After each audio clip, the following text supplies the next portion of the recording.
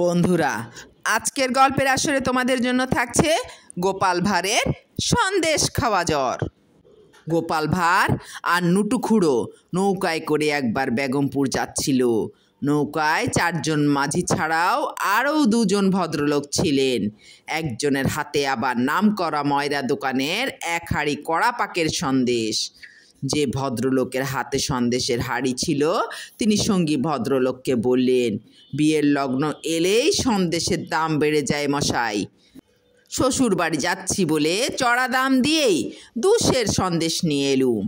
সঙ্গী ভদ্রলোক বললেন, সন্দেশের হাঁড়িটা ছইয়ের ভেতর রেখে চলুন, আমরা বাইরে গিয়ে বসি। ভেতরে ভীষণ গরম, বাইরে জলের হাওয়ায় বেশ আরাম লাগবে। অতএব সন্দেশের হাঁড়িটা ছইয়ের ভেতরে রেখে ভদ্রলোক 2 জন নদীর হাওয়া খেতে বাইরে পাটাতনের ওপরে গিয়ে বসলেন।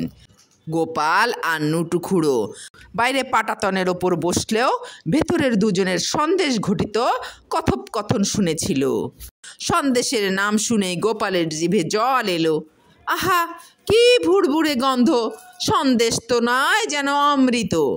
কিছুক্ষণ পর গোপাল কাঁপতে কাঁপতে নুটু খুড়োকে বললে, খুড়ো, আমার যে আবার জ্বর এলো। গোপালের জ্বরের কথা শুনে নুটু খুড়ো বলল, বেগমপুর এখনো অনেক পথ বাকি আছে। পথে তুই এমন কাণ্ড বাঁধাবি জানলে তোকে সঙ্গেই আনতুম না। বাইরে তখন ওই 2 জন ভদ্রলোক হাওয়া খাচ্ছিলেন। সন্দেশওয়ালা ভদ্রলোক জিজ্ঞাসা করলেন, আপনারা কি বেগমপুর যাবেন?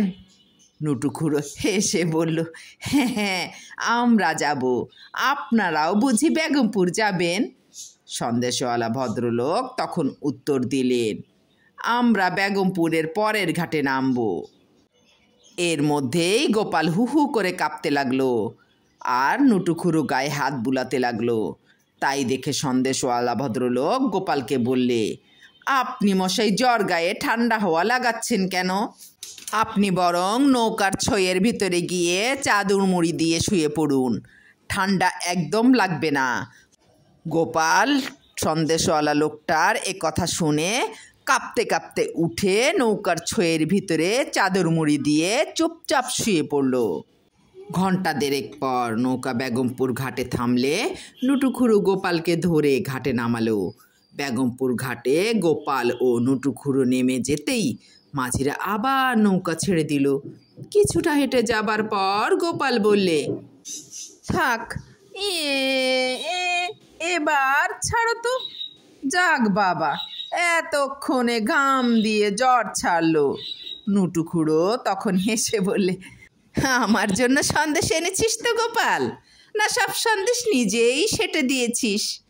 তোর যখন কাঁপুনি দিয়ে জ্বর এলো তখনই বুঝতে পেরেছিলুম এ নির্ঘাত সন্দেশ খাওয়া জ্বর। গোপাল তখন মুচকি হেসে বললে, খুড়ো, তোমাকে বঞ্চিত করব এমন কথা ভাবলে কি করে? তোমার জন্য কোচরে লুকিয়ে সন্দেশ এনেছি খুড়ো। এই বলে সে কোমর থেকে বের করে নুটু খুড়োকে সন্দেশ দিল। ভদ্রলোক যখন হাঁড়ি নিয়ে নামবেন তখন দেখবেন হাঁড়ি একেবারে ফাঁকা।